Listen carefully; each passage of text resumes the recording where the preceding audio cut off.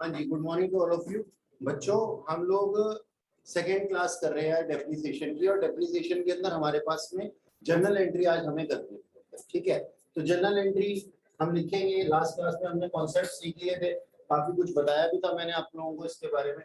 तो देखिएगा, हमारे पास में सबसे पहली एंट्री है purchase of asset, purchase of plant and machinery की।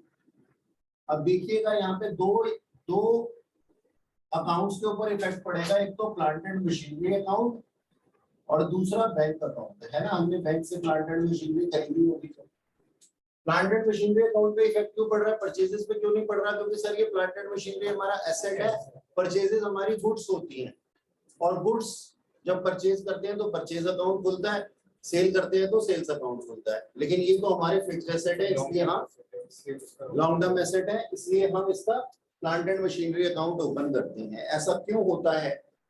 ऐसा क्यों होता है कि प्लांट एंड मशीनरी को प्लांट एंड मशीनरी के अकाउंट के नाम से बोलते हैं, और परचेज को और गुड्स को गुड्स के नाम से या परचेज के नाम से बोलते हैं? कोई बता सकता है मेरे को?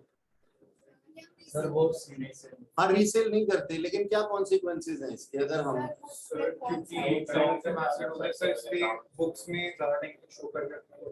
ऐसा होता है कि अगर मैं गुड्स के नाम लिखने लग जाऊंगा ना, बाय नेम लिखने लग जाऊंगा, तो मैं हर जगह अकाउंट बनाऊंगा जी। Soap account debit, Colgate account debit, Pepsodent account debit, तो सर बहुत सारे अकाउंट बन जाएंगे। तो मैंने क्या किया, जिस चीज का मैं रीसेल करता हूँ ना, उसको मैंने एक नाम दे दिया, दैट इज गुड्स।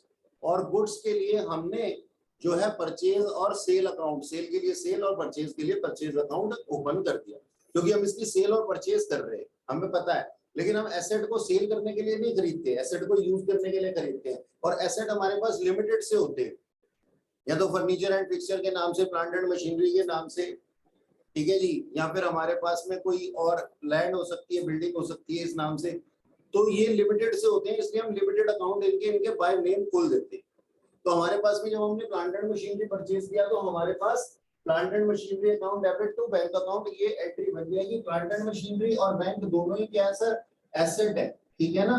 एसेट के साथ में डेबिट और क्रेडिट के रूल्स क्या कहते हैं कि प्लांट एंड मशीनरी यानी कि एसेट की इनकमिंग हुई है और बैंक की आउटगोइंग हुई है। जो एसेट बढ़ता है वो क्या हो जाता है? डेबिट, और जो एसेट घटता है वो क्या हो जाता है? क्रेडिट। तो सर हमारी plant and machinery account debit to bank account entry बन जाएगी। हमें किसी भी सिचुएशन में एंट्रीज में रट्टा मारने की कोई भी जरूरत है ही नहीं, ठीक है। अच्छा, okay.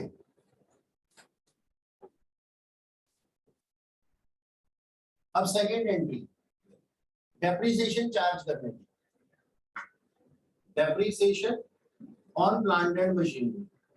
Sir depreciation on plant and machinery जब लगेगा तो दो अकाउंट्स के ऊपर इफेक्ट पड़ेगा, एक तो डेप्रिसिएशन अकाउंट और दूसरा प्लांट एंड मशीनरी अकाउंट, ठीक है ना।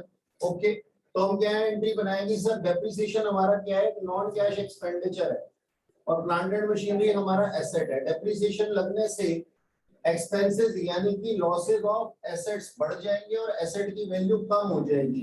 डेबिट क्रेडिट के रूल्स क्या कहते हैं? एक्सपेंसेस जब बढ़ जाते हैं तो डेबिट हो जाते हैं, और एसेट जब घट जाता है तो क्या हो जाता है? क्रेडिट। तो हमारी जनरल एंट्री क्या बन जाती है?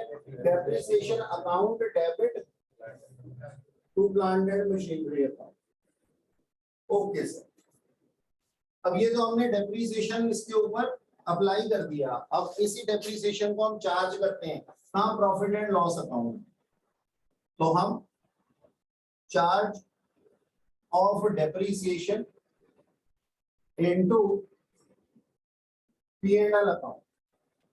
तो हमारे पास में नॉर्मल जनरल एंट्री बन जाएगी। आप लोगों को मालूम है फाइनल अकाउंट आप लोगों ने किया हुआ है, profit and loss account debit to depreciation account, यानी कि डेप्रिसिएशन अकाउंट अपने अकाउंट, डेप्रिसिएशन अपने अकाउंट से कहां शिफ्ट हो जाएगा? प्रॉफिट एंड लॉस अकाउंट में। तो profit and loss account debit हो जाएगा। हम एंट्री क्या लिख देंगे यहाँ पे? Profit and loss account debit to depreciation account. Note कर लिया आप लोगों ने? ये जल्दी जल्दी करो फटाफट से।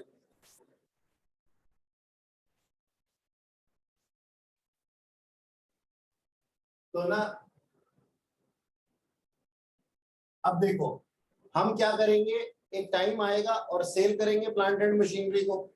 अब sale of plant and machinery entry क्या होगी सर?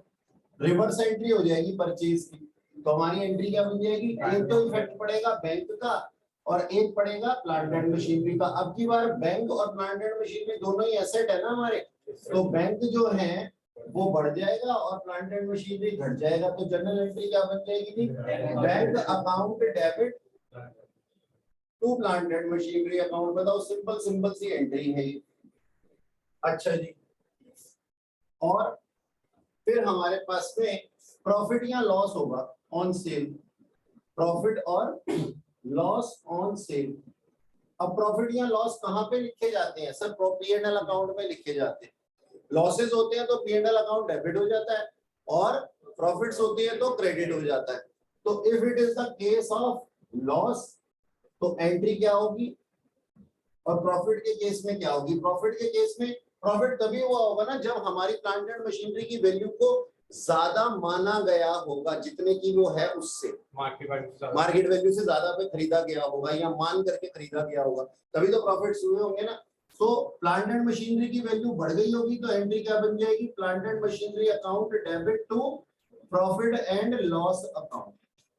ठीक है जी, बात समझ में आई। Plant and machinery account debit to profit and loss account के हमारे एसेट की वैल्यू को जब हमने रीवैल्यूएट किया बेचने के लिए तो वो बढ़ी हुई मिली, एसेट बढ़ जाता है तो क्या हो जाता है जी, डेबिट हो जाता है।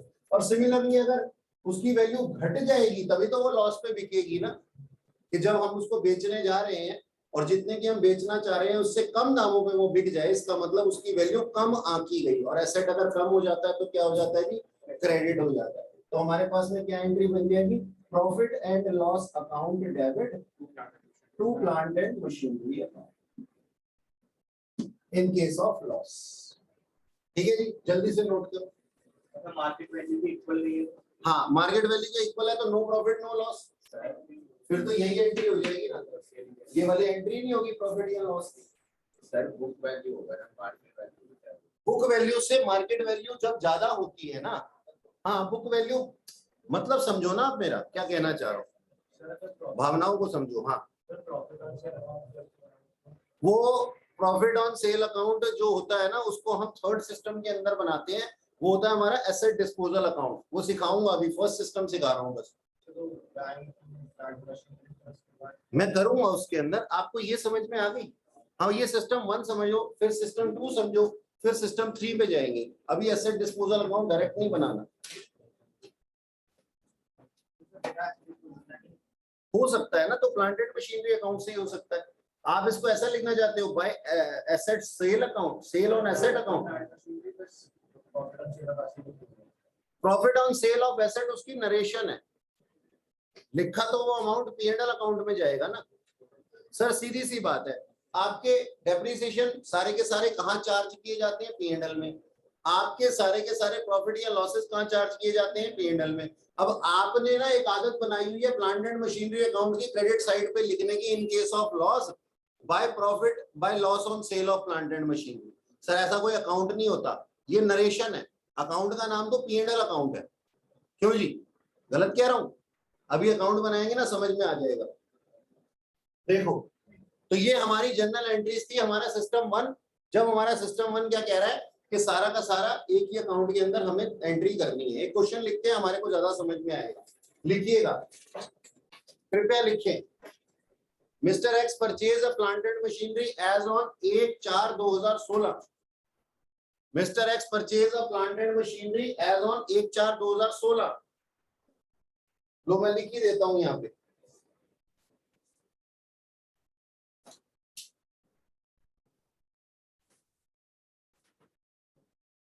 Purchase plant and machinery on 1/4/2016 कितने के लिए, फॉर 5 लाख रुपए। Incurred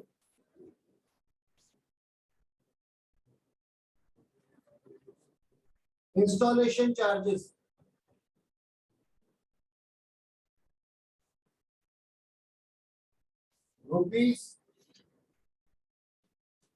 ₹50,000 till 1 July 2016। इसका मतलब क्या हुआ कि प्रोसेसिंग कब से स्टार्ट हुई होगी, 1 जुलाई से। क्योंकि जब तक इंस्टॉल नहीं करवाओगे तब ये यूज कैसे करोगे, या यूज करते रहोगे, वो घूम घूम के प्रोडक्शन करेगी। सोचो, एक प्लांट एंड मशीनरी का हमने सेटअप नहीं लगवाया, जो इंस्टॉल करवाना था उसको फिक्स करवाना था, वो फिक्स नहीं करवाया, तो वो प्रोडक्शन कैसे स्टार्ट कर सकती है? क्या हो सकता है तुम्हारे हिसाब से ऐसा प्रोडक्शन वो कर दे? कर ही नहीं सकते थे। अच्छा, आगे चलते, आगे लिखना जी, इनकर्ड रिपेयर्स ₹10,000 ऑन 1 जुलाई 2017। ठीक है जी। सोल्ड, सर ये इंस्टॉलेशन चार्ज एक साथ 16 का मतलब क्या होगा? फिर 1/7/2016 का मतलब ये हुआ कि हम इंस्टॉलेशन कर रहे थे, उसका 3 महीने तक इंस्टॉलेशन चलता रहा। ये मतलब काम चल रहा था उसको इंस्टॉल करने का। बड़ी बड़ी जो प्लांट्स होते हैं, मशीनरीज होती हैं, एक दिन में सेटअप नहीं हो जाती वो, उसको सेटअप करने में बहुत टाइम लगता है। उसको सेटअप करने के लिए कई बार बॉयलर्स की जरूरत भी होती है, बहुत सारी चीजें होती हैं सेटअप करने के लिए। कभी किसी फैक्ट्री में जाओगे ना, पता लगेगा। ऐसे ही नहीं प्लांट एंड मशीनरी लेकर के आए और बटन दबा दिया, प्रोडक्शन स्टार्ट। वहां पे सेटअप बनाने पड़ते हैं सारे के सारे। ठीक है, ऐसे क्यों देख रहे हो? फैक्ट्री में लेके चलूं किसी है? अच्छा, sold plant and machinery for ₹2 lakh as on 1 सितंबर 2019। ठीक है जी, 2 लाख रुपए के लिए बेच दी। यहां पे लिखो डेप्रीसिएशन चार्ज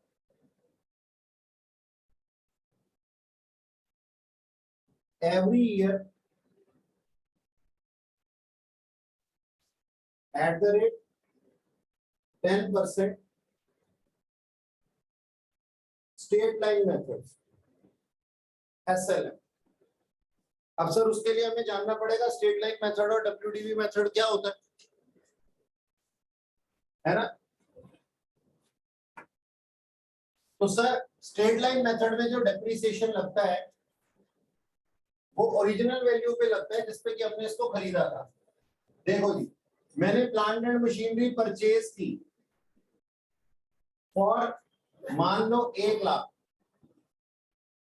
और मैंने depreciation at the rate 10% SLM लगाया, या मैंने depreciation at the rate 10% WDV लगाया। तो डेप्रिसिएशन किस तरीके से लगेगा?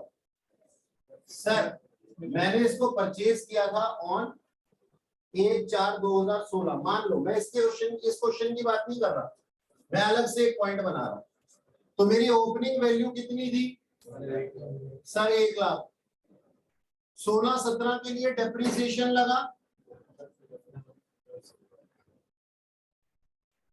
10,000। 31 मार्च 2017 को मेरी वैल्यू कितनी आ गई? 90,000। ठीक सर। अब फिर से डेप्रिसिएशन लगा फॉर 17-18, ओपनिंग वैल्यू पे ही लगेगा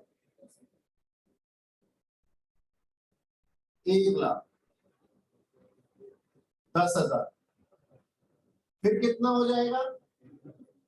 एंड सो ऑन। फिर डेप्रिसिएशन लगेगा 18-19 के लिए ऑन 1 लाख, फिर 10,000। यानी कि आप देख सकते हैं डेप्रिसिएशन हर साल 10-10 हजार था, कोई शक? लेकिन अगर यही चीज हम WDV से देखें तो रिमेनिंग वैल्यू के ऊपर डेप्रिसिएशन लगता है। मैंने ओपनिंग प्लांट एंड मशीनरी खरीद की, उसकी ओपनिंग वैल्यू 1 लाख थी, उसमें से मैंने डेप्रिसिएशन लगाया 16-17 के लिए, कितनी आई? 10,000। मान लो 10% था ना, वैल्यू आ गई कब 1/4/2017 को 90,000। अब डेप्रीसिएशन लगेगा 17-18 में ऑन 90,000, 10% ऑन 90,000 कितना हो गया 9,000। 81,000 की 31 मार्च 2018 को वैल्यू आ गई, फिर डेप्रीसिएशन लगेगा 18-19 के लिए 10% ऑन 81,000, 8100, और ये वैल्यू आ जाएगी 72,900 31 मार्च 2019। तो आप यहां देख सकते हैं कि क्लोजिंग वैल्यू के ऊपर डेप्रिसिएशन लगता है, पहले वाला ओपनिंग वाले पे लगा, फिर ये अगले साल की ओपनिंग बन गई इसके ऊपर लगा, फिर ये अगले साल की ओपनिंग बन गई 31/3/2018 बोलूं या फिर 1/4/2018 बोलूं, एक ही बात है, डेप्रिसिएशन उसके ऊपर लगा। समझ में आई? इन दोनों सिस्टम के अंदर किसी को कोई दिक्कत है तो प्लीज बता दीजिए। सर डब्ल्यूडीवी का फुल फॉर्म क्या है? रिटन डाउन वैल्यू मेथड है, डब्ल्यूडीवी का full form. Straight line method है, एसएलएम का फुल फॉर्म। एसएलएम को हम ओरिजिनल कॉस्ट मेथड भी कहते हैं और डब्ल्यूडीवी को हम डिमिनिशिंग बैलेंस मेथड भी कहते हैं। जी जनाब। एसएलएम में सर एक टाइम पे एसेट की वैल्यू 0 हो जाती है। हाँ जी सर, वो कह रहे हैं पीछे से कि सर एक टाइम के बाद तो एसएलएम के अंदर वैल्यू 0 हो जाएगा। जी जनाब, अब मैं आप लोगों को बता दूं कि स्ट्रेट लाइन मेथड के अंदर एसेट की वैल्यू जल्दी से डेप्रिशिएट होती है, जबकि डब्ल्यूडीवी के अंदर वैल्यू धीरे धीरे डेप्रिशिएट होती है। चाहे 1 रुपए में भी पहुंच जाएगी फिर भी उसका 90 पैसा जिंदा रहेगा, 10 पैसा ही जाएगा, फिर 90 पैसे के ऊपर जाकर के, मतलब बहुत धीरे धीरे जाकर के जीरो होगी वैल्यू, बहुत लंबे समय में जाकर के। अब सर आप लोगों को बता दूं, आप लोगों के ज्ञान के लिए, कि स्ट्रेट लाइन मेथड सिर्फ इलेक्ट्रिसिटी कंपनीज को दिया जाता है और WDV method rest of the manufacturer या फिर ट्रेडर्स को दिया जाता है। ऐसा इस वजह से है क्योंकि इलेक्ट्रिसिटी कंपनीज की जितनी भी प्लांट एंड मशीनरी है वो हेवीली डेप्रिशिएटेड होती है, हेवी रेट से डेप्रिशिएट होती हैं। क्यों सर? ऐसा है, सोच करके देखो कि आपने कभी ट्रांसफार्मर देखे हैं? आपके घरों के बाहर, सोसाइटी के बाहर लगे हुए होते हैं, उसकी कोई क्या नाम है, गारंटेड लाइफ होती है? वो लगा करके गए, 2 मिनट बाद तुम्हारा फोन पीछे से आ जाए कि आग लग गई जी इसके अंदर। तो इलेक्ट्रिसिटी एक ऐसी चीज है, किसी को भी फूंक सकती है, चाहे कितनी बड़ी से बड़ी प्लांट एंड मशीनरी हो। तो उसकी जो लाइफ है ना, वो ऐसी लाइफ है कि कुछ भी हो सकता है उसके साथ में। ये नहीं है कि चाइनीज आइटम है, लेकिन बावजूद उसके वो कुछ किसी भी हद तक कभी भी क्या नाम है डेप्रिशिएट हो सकती है, तो उसके ऊपर हैवी रेट से डेप्रिसिएशन लगाना जरूरी है। जबकि बाकी जो प्लांट एंड मशीनरीज मैन्युफैक्चरर के पास होती हैं उनको ठीक किया जा सकता है, उनके ऊपर धीरे रेट से डेप्रिसिएशन लगता है। लेकिन अकाउंट्स के अंदर अभी हमारा इसलिए इस चीज से कोई लेना देना नहीं है। जब इंटर में आप लोग आएंगे, पीजीबीपी पढ़ाऊंगा, income from business and profession section number 32, तब डेप्रिसिएशन को अच्छे तरीके से पढ़ेंगे, तब तुम्हारे को आज के रूल्स मैं भुला दूंगा कि यहाँ पे जो हम डेप्रिसिएशन लगाएंगे पार्ट ऑफ द ईयर, अगर प्लांट एंड मशीनरी 31 मार्च से पहले बिक गई है, वो अलाउड नहीं है इनकम टैक्स के अंदर, ये तब बताऊंगा तुम्हें। समझ में आई बात? तो अभी के लिए तो सेक्शन 32 को भूल जाओ, बस इतना ही याद रखना कि इलेक्ट्रिसिटीज कंपनीज के पास ही ऑप्शन है कि वो स्ट्रेट लाइन मेथड से भी ले सकती हैं डब्ल्यूडीवी, बाकी सबके लिए। हाँ जी, नोट कर लिया। स्ट्रेट लाइन मेथड का दूसरा नाम है? स्ट्रेट लाइन मेथड का दूसरा नाम है सर ओरिजिनल कॉस्ट मेथड, नाम से ही पता लग जाएगा। अगर डेप्रिसिएटेड वैल्यू अगर 0 हो जाए उसके बाद भी एसेट चल रहा है तो फिर उसको? हाँ सर, मैं आप लोगों को बताऊंगा, इसके लिए हमारा अकाउंटिंग स्टैंडर्ड नंबर 10 बोलता है। अकाउंटिंग स्टैंडर्ड नंबर 10 किस चीज का है? अकाउंटिंग स्टैंडर्ड नंबर 10 जो है वो हमारा पीपीई से रिलेटेड है। PPE stand for plant property and equipments. पहले हमारे पास में डेप्रिसिएशन के लिए अकाउंटिंग स्टैंडर्ड नंबर 6 था अलग से, लेकिन हमने उसको खत्म करके अब अकाउंटिंग स्टैंडर्ड नंबर 10 के साथ ही मिला दिया। अब आपका ये क्वेश्चन है कि अगर एक प्लांट एंड मशीनरी की क्या नाम है वैल्यू खत्म हो गई है, यानी कि वो नील वैल्यू पे आ चुकी है और उसके बावजूद भी वो मेरे लिए काम कर रही है, ऐसा बहुत बार होता है, देखते हैं हम लोग, तो सर इसको जितने भी पैसे में बेचेंगे ना, ये उसका प्रॉफिट माना जाएगा। नील वैल्यू एसेट को अगर आप 1 रुपए में भी कबाड़ी अंकल को बेचेंगे, इट्स प्रॉफिट ऑन सेल। क्यों, ऐसा क्यों है उसको जानने की कोशिश करो, क्योंकि जितना भी आपने इसके ऊपर कैपिटल एक्सपेंडिचर किया था वो आपको रिकवर हो चुका है by way of depreciation. Depreciation is what? Depreciation का मतलब ये है, सिंपल सी बात है सर, ये पेन है, ये एक साल के अंदर खत्म हो जाएगा तो मैं इसको डायरेक्ट अपने P&L अकाउंट में लिखता हूं। लेकिन अगर यही पेन एक ऐसा पेन है, एक डिजिटल पेन है जो कि 10 लाख रुपए का है और ये 50 सालों के लिए खरीदा गया है, तो मैं 50 लाख रुपए को अपने क्या नाम है 10 लाख रुपए को प्रॉफिट एंड लॉस अकाउंट में नहीं लिख सकता। तब मैं इसकी यूटिलिटी के हिसाब से इसके डेप्रिशिएटेड वैल्यू को कि 1 साल में ये कितना खत्म हो जाता है, इसकी वैल्यू कितनी डाउन आ जाती है, उसी वैल्यू को मैं प्रॉफिट एंड लॉस अकाउंट में लिखता हूं। उसी वैल्यू को मैं अपने प्रॉफिट एंड लॉस अकाउंट में लिखता हूं। बात समझ में आ गई?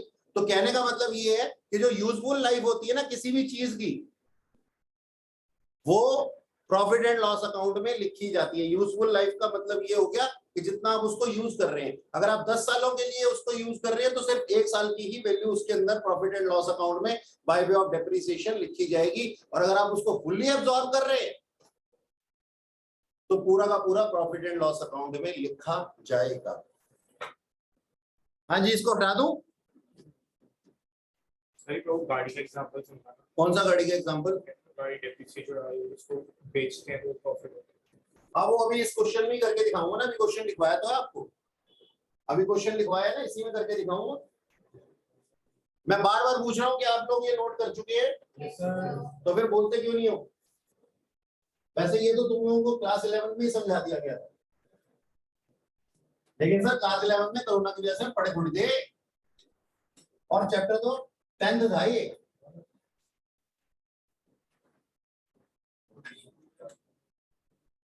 अच्छा आओ अब पढ़ेंगे।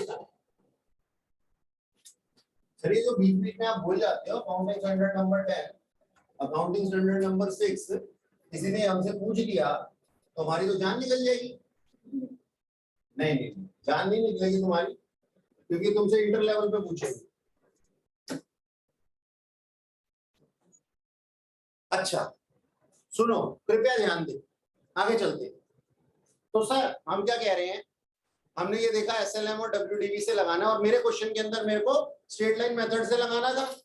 अब हम क्या करते हैं, प्लांट एंड मशीनरी अकाउंट बनाते हैं। वहां पे क्वेश्चन के अंदर लिख लेना बनाना क्या है, maintain plant and machinery account, लिखा आपने? आ जाओ।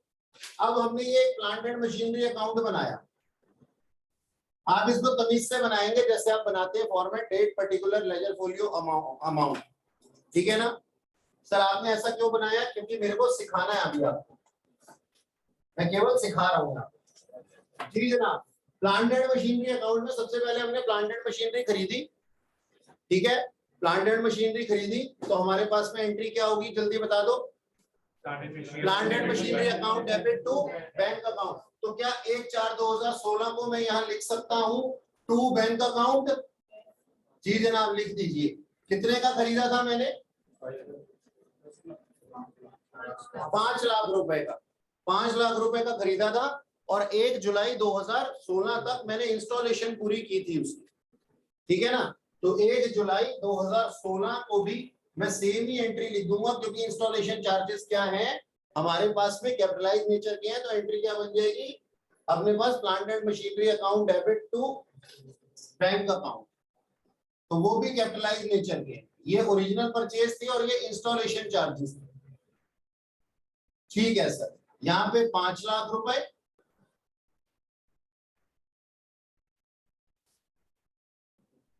और यहाँ पे 50,000 रुपए। कोई शक इस एंट्री में?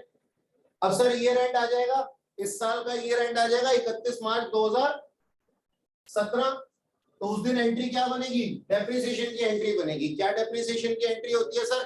Depreciation account debit to plant and machinery account. तो क्या मैं यहाँ पे 31 मार्च 2017 को लिख सकता हूं बाय डेप्रिसिएशन अकाउंट? क्या आप मानते हैं?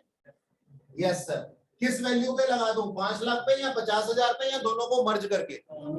सर दोनों को मर्ज करके लगा दीजिए। आपने हमें बताया था कि कैपिटल एक्सपेंडिचर के ऊपर भी डेप्रिसिएशन लगता है, तो 5,50,000 का आप 10% लगा दीजिए, लेकिन 9 महीने के लिए लगाइए सर, क्योंकि आपने हमें समझाया था कि जब तक कोई प्लांट एंड मशीनरी अपना प्रोडक्शन नहीं स्टार्ट कर देती तब तक हम उसको डेप्रिसिएशन नहीं लगा सकते। तो इसने प्रोडक्शन कब से स्टार्ट किया?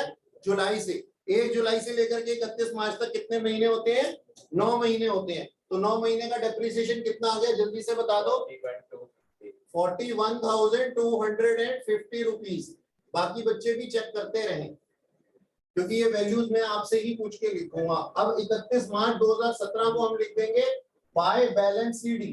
क्यों लिखा हमने ऐसा? क्योंकि सर हमने और तो कुछ किया ही नहीं। कितनी बैलेंस सीडी आ गई इसकी बैलेंसिंग फिगर, जल्दी बता दो। कैलकुलेटर सबके हाथ में होने चाहिए, सिर्फ टीपने के लिए नहीं बैठेंगे आप, शामिल भी रहेंगे मेरे साथ। 508,750। मेरा कैलकुलेशन करवाने का आपसे मकसद यही है कि आप लोग भी इसमें शामिल रहें। अच्छा, अब 1/4/2017 को इसकी ओपनिंग वैल्यू कितनी हो गई? टू बैलेंस बीडी हमने लिख दी 508,750। अब फिर से डेप्रिसिएशन लगाया जाएगा 31 मार्च 2018 को। एंट्री वही बनेगी, depreciation account debit to plant and machinery account. और किस वैल्यू पे लगाया जाएगा सर? ओरिजिनल वैल्यू पे लगाया जाएगा। ओरिजिनल वैल्यू कितनी दी सर? 5,50,000 का 10% अब पूरे साल के लिए लगाया जाएगा, क्योंकि इस साल तो पूरे साल ही प्रोडक्शन किया है ना उस प्लांट एंड मशीनरी ने। तो कितना आ जाएगा? 55,000 रुपीज। अब इसकी रिमेनिंग वैल्यू 31 मार्च 2018 को कितनी बच गई बाय बैलेंस सीडी? 4,5,53,750। क्या चाह रहे हो? 4,537। आगे 50। ये वैल्यू सही बताना हमेशा ही। हाँ जी सर, बच्चा कह रहा है रिपेयर कराया था। अच्छा सर बताओ, रिपेयर कराया था तो उसकी एंट्री क्या होगी? रिपेयर मेंटेनेबल एक्सपेंस है ना, रिपेयर मेंटेनेबल एक्सपेंस है। और लास्ट क्लास में बताया था मेंटेनेबल एक्सपेंस जो होते हैं वो डायरेक्ट कहां जाते हैं? P&L अकाउंट में जाते हैं। क्या एंट्री बन जाएगी sir? Repairs account debit, repairs account debit to bank या कैश अकाउंट। और फिर क्या एंट्री बन जाएगी? Profit and loss account debit to repairs account. ठीक है ना जी? तो पूरे प्रकरण के अंदर, पूरी प्रोसेस के अंदर क्या आपको कहीं plant and machinery account effect होता हुआ दिख रहा है? नहीं दिख रहा। इसलिए हमें रिपेयर्स को इग्नोर करना है, क्योंकि वो रेवेन्यू नेचर का एक्सपेंडिचर है, मेंटेनेबल एक्सपेंडिचर है। तो वो कहां जाएगा? वो direct profit and loss account में जाएगा। और sir installation charges capitalize nature का एक्सपेंडिचर था, और इसलिए क्या नाम है, प्लांट एंड मशीनरी अकाउंट में आया है, और इसके ऊपर डेप्रिसिएशन भी चार्ज किया जा सकता है। कोई शक? ऑनलाइन वाले बच्चे या क्लासरूम में बैठे हुए बच्चे, किसी को भी कोई डाउट हो पूछने का है, इमीडिएटली पूछने का है। ठीक है, ओके सर। पुरानी यादें ताजा हो रही हैं? हो रही है कि नहीं हो रही है? अच्छा जी, अब सुनो आगे। अब हमारी 1/4/2018 को वैल्यू आ जाएगी। इसको हटा दूं ऊपर वाले को? नहीं हटाऊं? कब करेंगे आप? अच्छा समझ रही थी मैं। ओके चलो, समझ रही थी तो कोई बात नहीं। जल्दी जल्दी लिखो ऊपर वाला फटाफट से।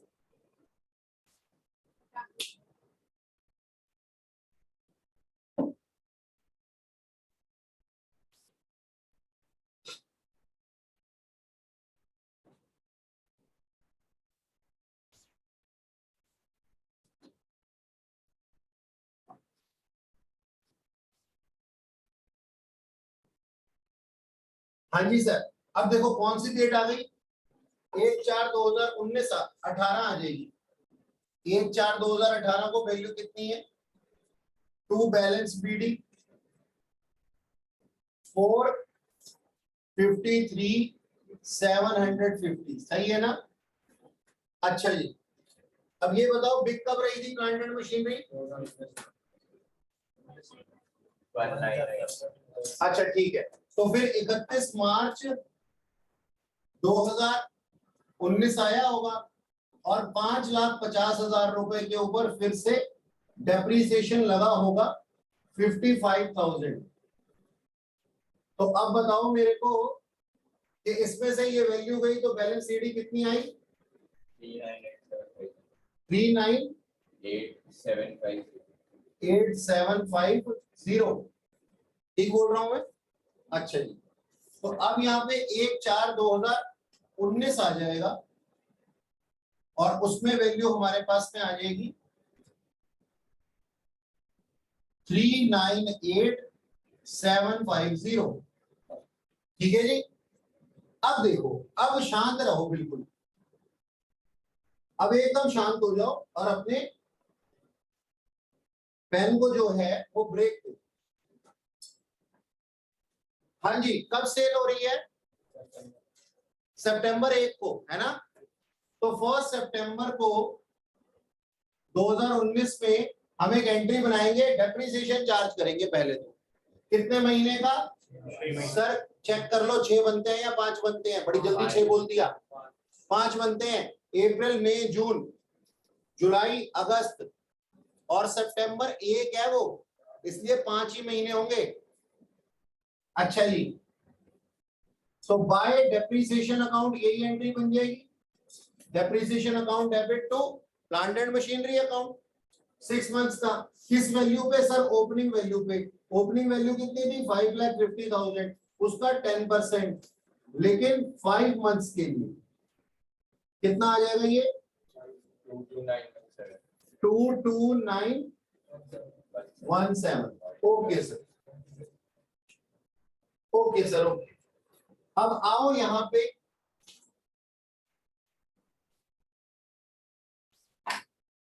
एक वर्किंग नोट बनाएंगे।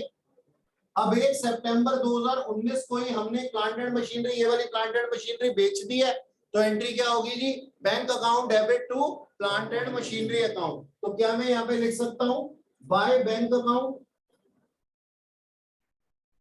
कितने में बेची थी सर? 2 लाख रुपए में बेची थी, ये 2 लाख मैंने लिख दिया।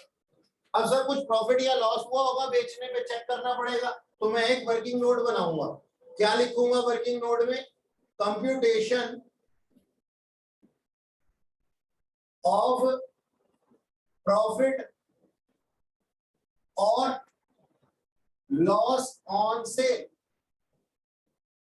हाँ जी सर, इसकी ओपनिंग वैल्यू कितनी थी सर? 5,50,000। सर 16-17 में डेप्रीसिएशन लगा, बताओ अपनी कॉपी में देख करके कितना लगा था? 22,900।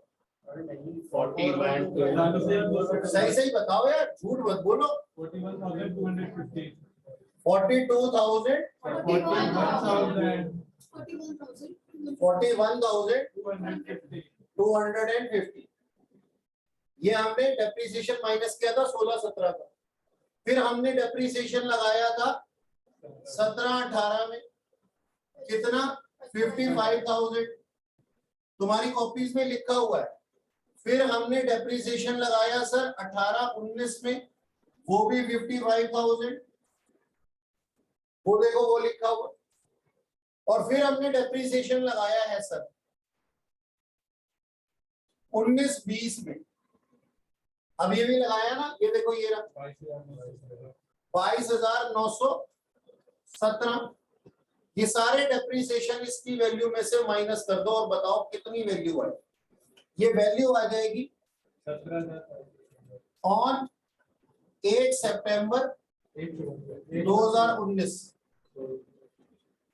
क्यों नहीं बता देते हो मुझे? 1,74,167। ठीक आ रही है ये वैल्यू? चेक करो। उसने डेप्रिसिएशन का टोटल बता दिया है और ये 3 लाख 75,820. ये सब वैल्यू ओपनिंग वैल्यू में से माइनस करेंगे। अच्छा जी, अब अगर इसको मैं बेच देता हूँ 2 लाख रुपए में, तो क्या समझते हैं, फायदा आएगा या नुकसान?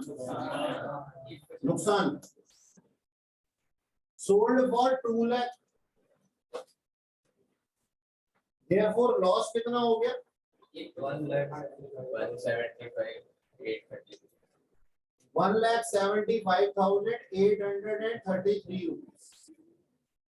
ठीक है ना? ओके। अच्छा जी, तो लॉस की एंट्री क्या सिखाई थी मैंने अभी? Plant and machinery, bank account. शर्म नहीं आती? जरा अपना दिमाग खर्च करो। बोलो क्या लिखेंगे? Profit and loss account debit to plant and machinery account. तो 1 सितंबर 2019 को by profit and loss account लिखेंगे हम। गलती से भी इसको बाय लॉस ऑन सेल मत लिख देना, ऐसा कोई अकाउंट का नाम नहीं होता। कितने का? 1,75,833। और यहाँ पे फिर 31 मार्च 2019 को बाय बैलेंस शीट नील आ जाएगा, क्योंकि बिक चुकी है ना सारी मशीन में, और ये हमारा अकाउंट क्लोज हो जाएगा। सिंपल। नील को लिखने की जरूरत नहीं है, बस मजे के लिए मैंने लिखवाया। ये वर्किंग नोट दिखाना होता है? हाँ सर, वर्किंग नोट दिखाना होता है, अदरवाइज माना जाएगा कि आगे वाले की कॉपी में से आपका जवाब आया। Working note should be part of your answer as you are maintaining क्या? Audit report. हटाओ सर इसको। टू और बाय लिखना कंपल्सरी नहीं है,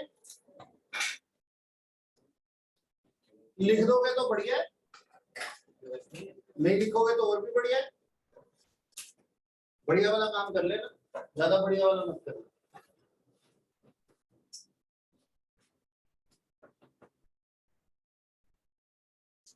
जल्दी करो फटाफट, ज्यादा टाइम नहीं मेरे पास। यार यहाँ तो हवा ही नहीं आ रही। आपने रोका हुआ है। अरे नहीं रोका हुआ नहीं है।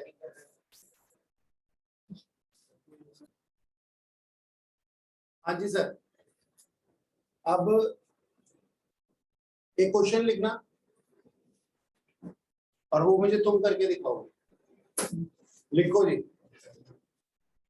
Mister X purchase plant and machinery 1। इसको हटा देता हूँ, यहाँ पे लिख देता हूँ मान ली।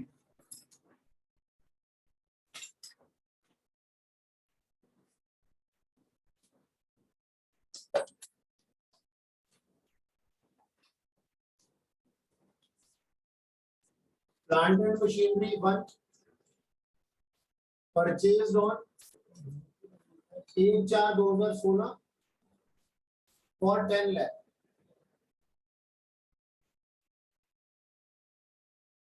Installation charges ₹2 lakh. Plant and machinery 2, installation charges इसके साथ ही सेम डे पे होंगे जब कुछ नहीं लिखा हुआ तो। Plant and machinery 2 purchase on 1 July 2017।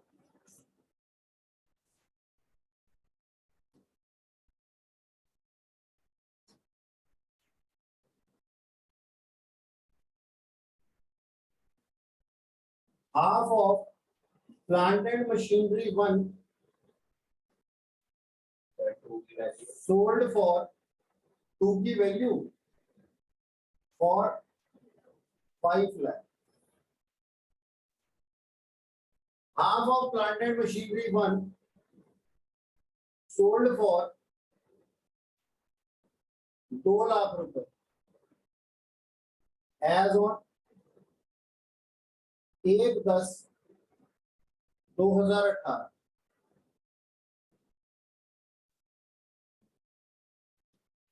depreciation chart every year on 31 March. Maintain profit and maintain plant and machinery account. Rate हाँ by 10% WDV.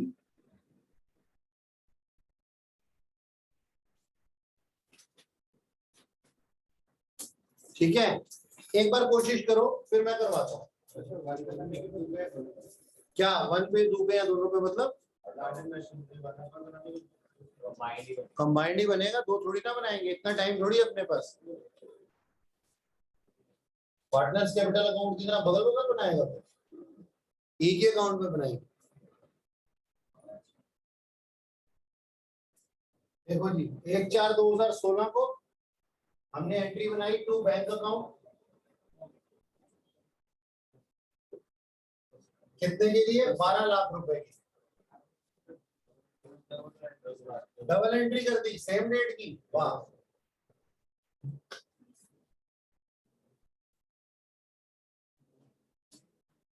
कोई बात। 31 मार्च 2017 को बाय डेप्रिसिएशन अकाउंट, ठीक है जी, कितने पे? सर 12 लाख का 10% और फुल ईयर के लिए 2 लाख रुपीस। 1,20,000। हाँ 2 लाख कैसे बोल दिया? 1,20,000 का होगा। और फिर 31 मार्च 2017 को बाय बैलेंस सीडी कितना हो जाएगा? 10,80,000 और ये अकाउंट क्लोज। ठीक है, अच्छा अब टू बैलेंस बीडी 10,80,000 का 1/4/2017 में। और फिर नई प्लांटेड मशीनरी कब खरीदी है? 1 जुलाई 2017। तो हमारी एंट्री क्या बन जाएगी? Plant and machinery account debit to bank account, और इसकी वैल्यू है 5 लाख। एक बच्चा भी पूछ रहा था सर इसका इंस्टॉलेशन कब और कितना करवाया, क्वेश्चन में ना दिया हो तो इसका मतलब नहीं करवाया, जरूरत ही नहीं। अच्छा अब यानी कि इस अमाउंट के अंदर इंस्टॉलेशन भी इंक्लूड ही होगा, कहने का ये मतलब। अच्छा अब हमारे पास में क्या करना है, हमें 31 मार्च 2018 आ जाएगा। हमने बेचा कब है इसको? 1/10/2018 में, ठीक है, वो बात की बात। तो हम तरीके से डेप्रिसिएशन लगाएंगे, एंट्री बन जाएगी depreciation account debit to plant and machinery account. अब प्लांट एंड मशीनरी 1 पे लगाएंगे और प्लांट एंड मशीनरी 2 पे लगाएंगे। प्लांट एंड मशीनरी 1 पे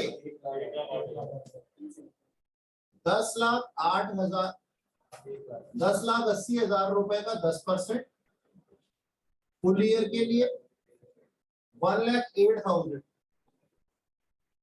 और प्लांट एंड मशीनरी 2 के ऊपर 5 लाख रुपीस का 10%, लेकिन 9 मंथ्स के लिए 37,500 आपने बताया। ओके अब 31 मार्च 2018 को इनकी वैल्यू, बची हुई वैल्यू कितनी हो जाएगी? बाय बैलेंस शीट इसकी प्रीवियस वैल्यू, क्योंकि डब्ल्यूडीवी से लगा रहे हैं ना, तो यहाँ पे 10,80,000 पुराने क्वेश्चन के अंदर हमने क्या किया था? एसएलएम से लगाया था, अब केवल डब्ल्यूडीवी से लगा रहे हैं डेप्रिसिएशन। तो प्लांट एंड मशीनरी 1 की वैल्यू और प्लांट एंड मशीनरी 2 की वैल्यू 5 लाख माइनस 37,500, ये कितनी आ गई सर?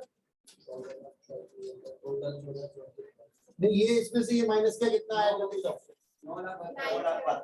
9,72,000 रुपीज। और इसमें से ये माइनस क्या कितना आया? 4,62,500 ठीक है जनाब। तो ये आपकी वैल्यूज आ गई। बैलेंस शीट एक साथ मत लिखो, अलग अलग करके ही लिखो। अच्छा जी, अब यहाँ पे आप बैलेंस शीट इकट्ठा करके लिख सकते हो।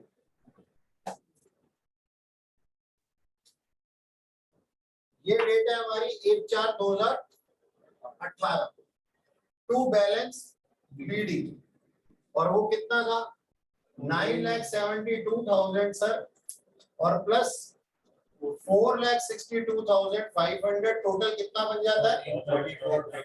कितना? 34,500। ठीक है जी, ये बन जाता है। अब सर ध्यान से देखना, बिल्कुल रेस्ट दे दो अपने पेन को। डेप्रिसिएशन लगेगा, एक पार्ट हम बेच रहे हैं। कब बेच रहे हैं? 1 अक्टूबर को। अब आ पहुंचा 1 अक्टूबर 2018। हमने पहले तो डेप्रिसिएशन लगाना, बाय डेप्रिसिएशन अकाउंट। कृपया ध्यान दें, ध्यान से। प्लांट एंड मशीनरी 1 का हाफ पार्ट बेचा है हमने, और उसके ऊपर WDV से डेप्रिसिएशन लगना है। तो मेरे वैल्यू कितनी है एसेट की? 9,72,000 का हाफ कर देंगे पहले, और फिर उसका 10%, और फिर 6 महीने के लिए डेप्रिसिएशन लगेगा, क्योंकि अक्टूबर तक 6 महीने होते हैं। मेरी बात समझ में आई आप लोगों को? आवाज तेज से बताइए अगर समझ में आई तो। अभी तो डेप्रिसिएशन लगाना है ना, लेकिन हाफ पे ही लगाना है ना, जो बिक रहा है उसी के ऊपर लगाएंगे ना गुड़िया। तो जो बिक रही है प्लांट एंड मशीनरी, वो टोटल 9,72,000 की है, उसकी आधा कर दिया हमने, और उसके आधे के ऊपर डेप्रिसिएशन लगा दिया 10% के हिसाब से, और फिर 6 मंथ्स का, केवल 6 मंथ्स का, क्योंकि ये 6 मंथ्स के लिए ही वैलिड थी यहाँ पे, इसके बाद ये चली जाएगी। ये अमाउंट कितना आ गया? 24,300। Okay sir. अब हमने इसको 1 अक्टूबर 2018 में बेचा कितने में है? बाय बैंक अकाउंट 2 लाख रुपए में बेच दिया हमने। ठीक है सर, कोई दिक्कत नहीं। तो हमारी एंट्री क्या बन गई? Bank account debit to plant and machinery account. Okay sir. अब सर एक कंप्यूटेशन करेंगे हम प्रॉफिट या लॉस की, ठीक है? आइए ध्यान से देखना जरा इस वर्किंग नोट।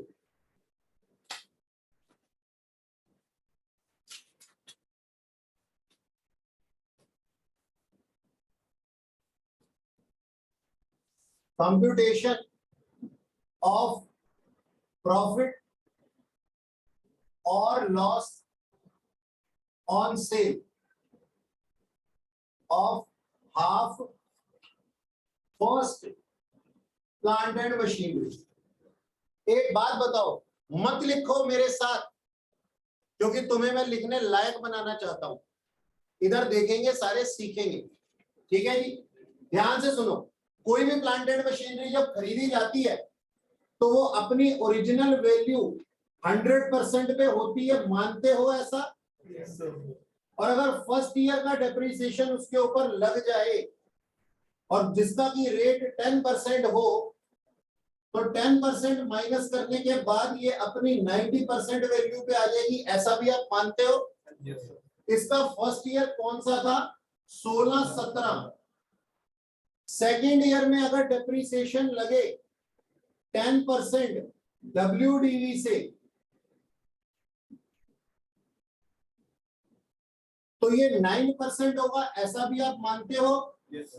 तो ये अपनी 81% वैल्यू पे रह जाएगी। तो ये डेप्रिसिएशन कब का है? 17-18 का। तो क्या आप मानते हैं कि प्लांट एंड मशीनरी 1 1/4/2018 को अपनी 81% वैल्यू पे थी?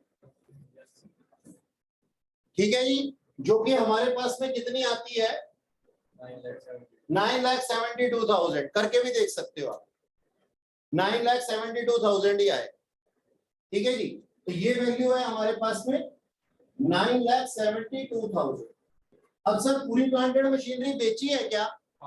हाफ बेची है सर, हाफ की वैल्यू कितनी है, value of half plant and machinery on 1/4/2018 कितना 4,86,000 की थी वो।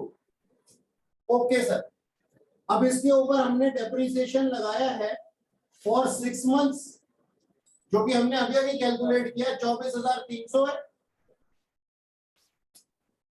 तो मेरी हाफ प्लांट एंड मशीनरी की वैल्यू कितनी है, 4,63,600 वैल्यू ऑन 1/10/2018 कितनी हो जाएगी 4,61,700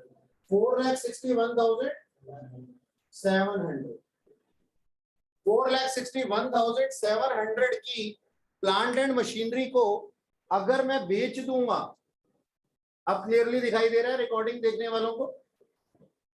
अच्छा जी, 4,61,700 की प्लांट एंड मशीनरी को अगर मैं बेच दूंगा,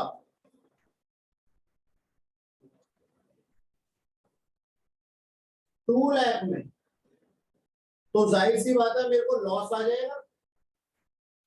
और कितने का लॉस आ जाएगा, 2,61,700 कितने का मेरे को लॉस आ जाएगा। क्या आप मेरी बात मानते हैं? क्या आप मेरी बात मानते हैं? ये लॉस आ जाएगा, ठीक है जी। ये working note should be part of your answer. ठीक, हम ऐसे भी कर सकते थे कि यहाँ पे ही उठा लेते इस वैल्यू को, क्योंकि 9,72,000 मैंने अलग करके दिखाया हुआ था, लेकिन मैं आपको थोड़े से आपके दिव्य चक्षु खोलना चाहता था कि अपने कितनी परसेंट वैल्यू पे है, 81% पे, ठीक है ना। अच्छा, अब सुनो ध्यान से, मैं इसके लॉस की एंट्री लिखूंगा, ये वाले ईयर को मैं भगा दूं यहां से,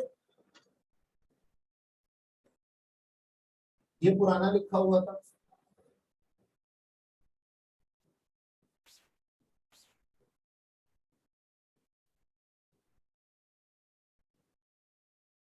अब देखो 1/10/2018 को by profit and loss account entry क्या बनेगी मेरी, profit and loss account debit to plant and machinery account, कितने की 2,61,700 रुपीज।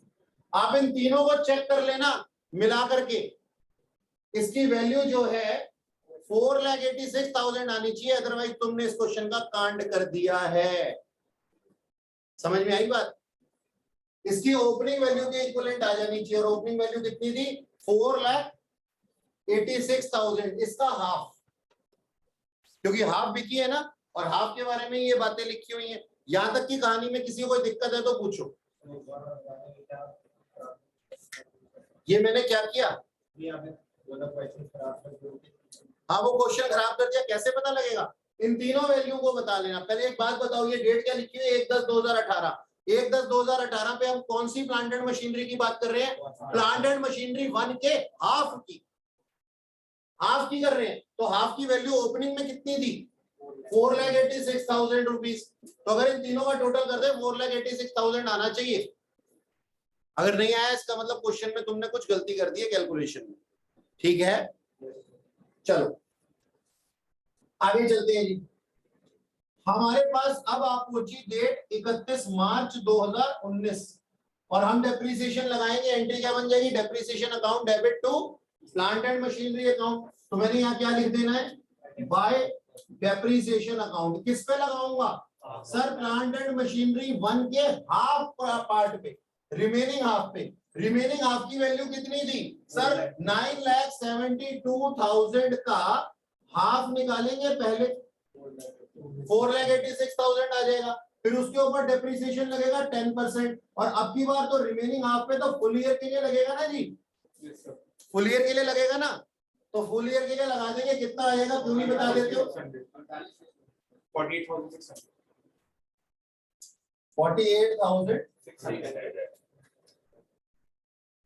48,600, हाँ यही आना चाहिए।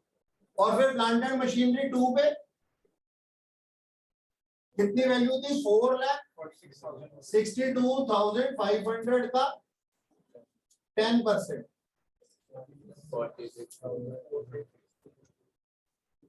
46250। और अब यहाँ पे 31 मार्च 2019 को हम लिख देंगे by balance CD. Okay, by balance CD.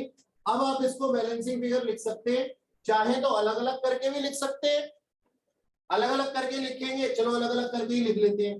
First पे कितना आएगा, 4,86,000 का 486 माइनस किया तो कितना आ गया, 437,400।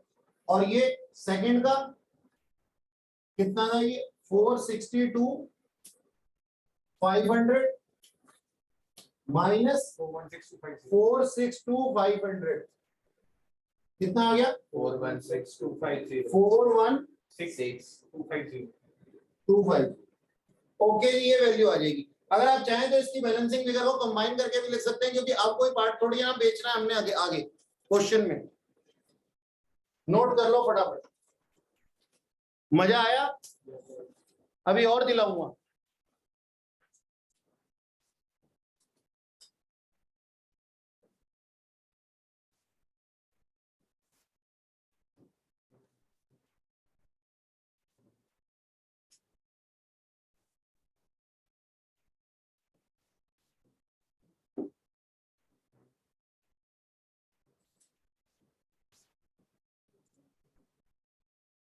आठ,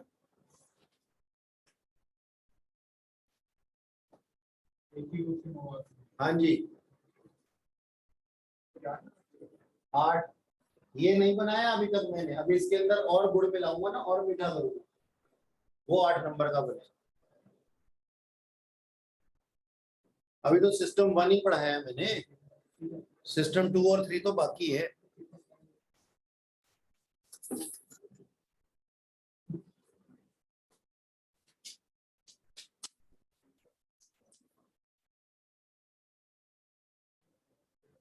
मेरे को लिखवा दिया ये गलत, ये 50 होगा ना 250। ये आंसर सही है, ये एक 0 को यहाँ से हटा लेना।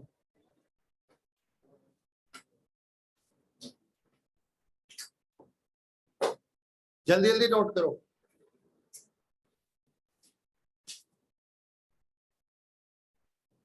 सर अभी तक थोड़ी ना